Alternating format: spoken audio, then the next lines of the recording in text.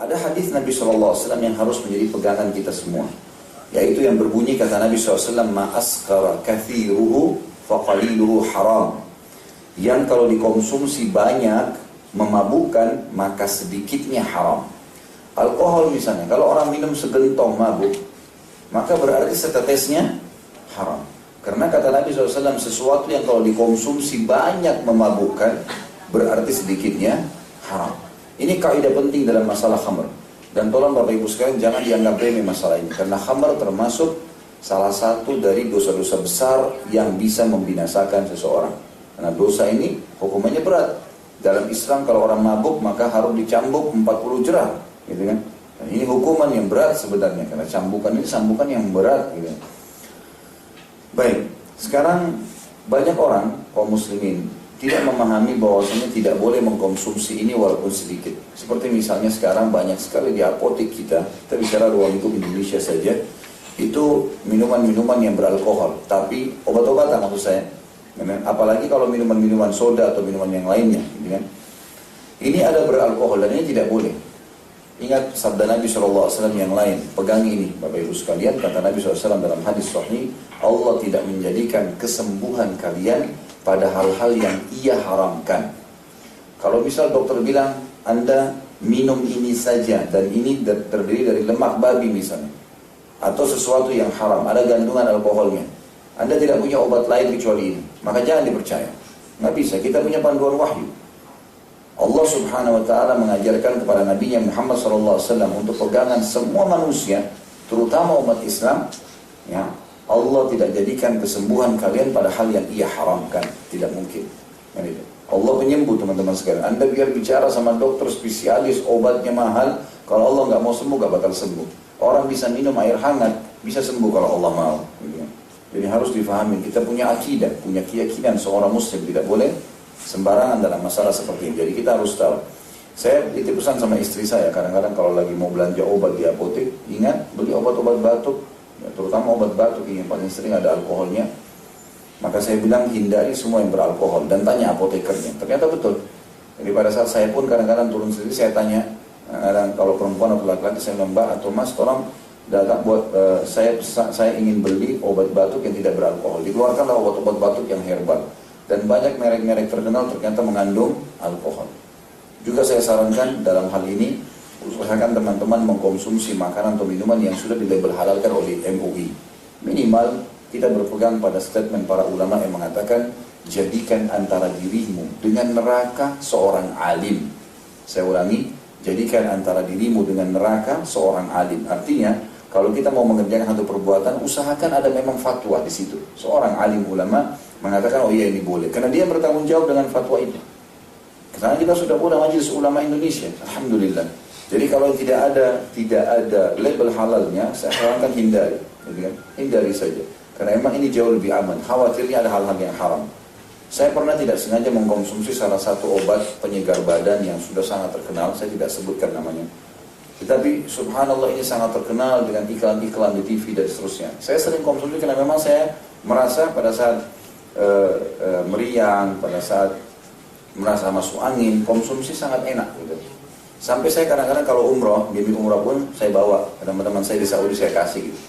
Satu waktu saya lagi ceramah di Blok M Square dan dalam kondisi memang saya butuh ya penyegar, saya minum cairan tersebut. Ternyata di kamera ada kamera yang memang disambung dengan staff perempuan di belakang melalui plat layar. Kemudian salah satu akhwat meng-SMS ke saya, Ustaz sudah tahu belum kalau yang Ustaz minum tadi itu karena kelihatan di layar itu tidak ada label halalnya. Saya belum tahu sebelumnya, saya pikir memang sudah ada label halal. Kemudian saya cek, ternyata memang betul. Saya sampai beli semua yang sejenis dengan obat itu, cairan itu, semua saya beli, semua tidak ada label halalnya. Dan ini banyak sekali umat Islam yang konsumsi gitu kan. Ini berbahaya dan ternyata ada indikasi mengandung alkohol. Karena dia ya, memang kalau diminum terasa seperti ada mentol gitu. Maka ini umumnya memang karena ada masalah alkohol. Jadi kita harus lebih hati-hati. Dan alhamdulillah semenjak itu saya tinggalkan karena ketidaktahuan saja gitu kan. Tapi kita kembali kepada hadis Nabi SAW, al-mu'minu qayyisul fatin. Orang mukmin harus jeli dan cerdas. Kita harus hati-hati dalam masalah seperti ini. Di sini Imam Al-Dhahabi rahimahullah menulis dosa besar ke-14 minum khamar walaupun tidak sampai mabuk masuk dalam dosa besar. walaupun setetes, gitu kan, tetap masuk dalam dosa besar. Beliau mengangkat dalilnya surah Al-Baqarah ayat 219. A'udzu billahi minasyaitonir rajim. Yas'alunaka 'anil khamri wal maisir qul fihima ithmun kabirun wa manafi'u lin-nasi wa ithmuhuma akbaru min naf'ihima wa yas'alunaka ma'adza yunfiquna qulil afu kadzalika yubayyinu Allahu lakumul ayati la'allakum tatafakkarun. Mereka bertanya kepada Muhammad tentang khamar dan judi, sesuatu yang memabukkan, makanan atau minuman, atau judi. Judi istilah mengundi nasib. Kita tidak boleh spekulasi yang tidak jelas di dalam bisnis, dalam Islam. Itu namanya judi. Nasib-nasiban, bisa dapat, bisa enggak. Ini enggak boleh. Kalau sesuatu sudah ditentukan, ini labahnya, ini ruginya, kemudian memang terjadi kerugian, ada sesuatu terjadi setelah kita membuat pelajarannya, sudah ada semua jelas ya, hitung-hitungannya, tapi ternyata memang rugi karena ada efek-efek, mungkin badai, mungkin terjadi fenomena alam, mungkin, maka ini tidak ada masalah, gitu kan. Tetapi kalau dari awal kita spekulasi ini kayaknya bisa dapat, kalaupun dapat bisa besar sekali, kalau tidak dapat maka hilang sama sekali, maka ini namanya judi. Kata Allah SWT, hai Muhammad, ditanyakan kepadamu tentang khamr dan judi, katakanlah dalam keduanya itu terdapat dosa besar dan ada manfaat bagi manusia. Apa manfaatnya khamr? Membuat orang fly, lebih rileks, badannya lebih hangat. Ada manfaatnya. Judi bisa dijadikan hiburan, gitu kan? Tetapi kata Allah, wa ithmuhuma akbar min naf'ihima. Tapi dosanya, hukumannya, bahasa lainnya juga bisa dikatakan dosa itu mudaratnya lebih besar daripada manfaatnya, gitu kan?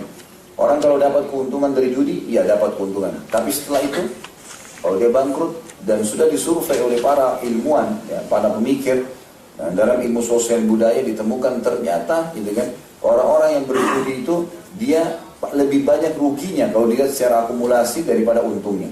Seringkali misalnya dia dapat keuntungan sekali, lalu kemudian dia rugi bisa 10 kali, tapi tetap dia penasaran, dihias oleh syaitan untuk mengulanginya. Di sini dikatakan, tetapi bahayanya lebih besar daripada manfaatnya. Kemudian ditanyakan kepada Muhammad, apa yang mereka harus sedekahkan, infakkan? Katakan sesuatu yang lebih dari harta mereka. Begitulah Allah menjelaskan ayat-ayatnya agar kalian berfikir. Dari ayat ini juga Bapak Ibu sekalian, ulama fikih mengeluarkan sebuah kaidah penting dalam masalah menghakimi makanan dan minuman yang tidak ada di zaman Nabi Muhammad SAW. Apapun makanan minuman yang tidak ada di zaman Nabi SAW, maka bagaimana cara menghukuminya? Ini boleh atau tidak? Seperti kasus rokok misalnya. Bagaimana kita bisa tahu ini boleh atau tidak? Sementara di zaman Nabi belum ada. Maka ulama mengeluarkan sebuah kaidah dari masalah khamr ini. Khamr ini diharamkan teman-teman sekalian karena ada manfaatnya tetapi mudaratnya lebih besar. Keluarlah sebuah kaidah dalam ilmu fikih namanya, atau istilahnya, kalau sesuatu itu yang dikonsumsi mudaratnya lebih besar daripada manfaatnya, maka hukumnya haram. Mudaratnya lebih besar daripada manfaatnya, hukumnya haram. Ini nggak boleh. Tidak boleh sama sekali kita melanggarnya. Allah Subhanahu wa Ta'ala juga berfirman dalam surah Al-Maidah ayat 90. A'udzu billahi minasyaitonir rajim. Ya ayyuhalladzina amanu, hai orang-orang yang beriman. Innamal khamru wal maisiru wal ansabu wal azlamu rizqun min amali syaitani fajtanibuhu la'allakum tuflihun. Ketahuilah sesungguhnya meminum khamar, tadi minuman atau makanan, berjudi, berkorban untuk berhala, sesajen-sesajen untuk pohon keramat, kuburan dan seterusnya, mengundi nasib dengan anak panah. Orang-orang Quraisy dulu kalau mereka mau safar, mereka ambil anak bulu burung, ya, burung merpati 3 lembar, satu ditulisin pergi, satu enggak pergi, satu kosong, ditaruh dalam kotak, lalu mereka ngundi nasib. Mereka ngambil secara acak. Kalau keluar burung merpati yang tertulis pergi, mereka anggap mereka akan selamat. Kalau keluar yang tidak pergi atau jangan pergi, maka mereka kalau keluar mereka anggap mereka akan celaka. Dan kalau keluar yang kosong, mereka mengulangi kembali sampai dapat salah satu dari duanya. Ini mengundi nasib dengan itu, tidak ada hubungannya dengan perjalanan dia. Kata Allah, minum khamar, berjudi, berkorban atau sesajen buat berhala, mengundi nasib dengan panah adalah termasuk perbuatan syaitan. Maka jauhilah perbuatan-perbuatan itu agar kalian beruntung, kalian menang, ya, kalian benar. Keluar kapan kalian butuhkan. ada hajat dimanapun selama benar jalani. Nggak ada urusannya dengan burung, nggak ada urusannya dengan ngundi nasib dan seterusnya. Kemudian dikatakan, innama yuridu syaitanu an yuqi'a bainakumul adawata wal baghdha'a fil khamri wal maisiri wa yasuddakum an dzikrillahi wa 'anis salati fa hal antum muntahun. Ketahuilah sesungguhnya syaitan ingin terus menjerumuskan perkelahian, permusuhan di antara kalian di khamar, di minuman keras tadi atau konsumsian yang memabukkan, dan judi, dan akan menjauhkan kalian dari berzikir kepada Allah dan sholat. Tidakkah kalian selesai meninggalkan